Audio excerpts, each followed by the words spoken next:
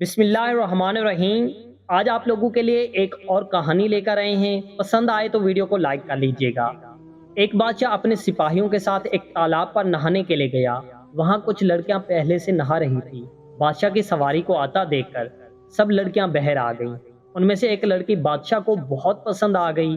بادشاہ اپنے محل میں واپس آیا، لیکن اس کی نظر کے سامنے بار بار اس لڑکی کی تصویر آ رہی تھی۔ بادشاہ کا من کسی کام میں نہیں لگ رہا تھا۔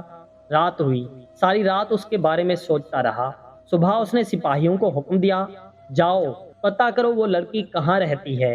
سپاہیوں نے پتہ لگایا، اس لڑکی کا باپ سنار تھا۔ بادشاہ نے سنار کو دربار میں بلایا۔ 4 دن گزرنے کے بعد بھی سنار دربار میں نہ آیا۔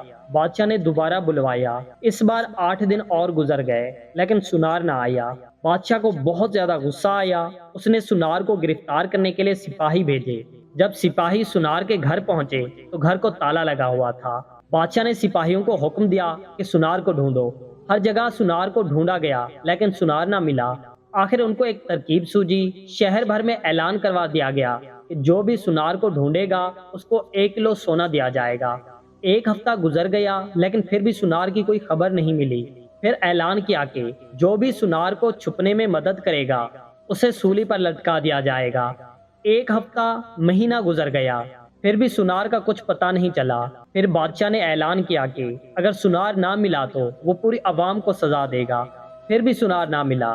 آخر میں بادشاہ نے آس پاس کے بادشاہوں سے مدد مانگی۔ انہوں نے بھی سنار کو اپنے اپنے ملک میں ڈھونڈا، لیکن انہیں بھی سنار نہ ملا۔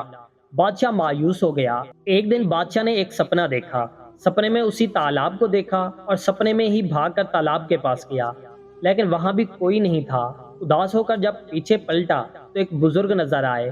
انہوں نے تالاب کی دوسری طرف ایک جھونپڑی کی طرف اشارہ کیا اور کہا، بیٹا تم جس کو ڈھونڈ رہے ہو وہ وہی ہے۔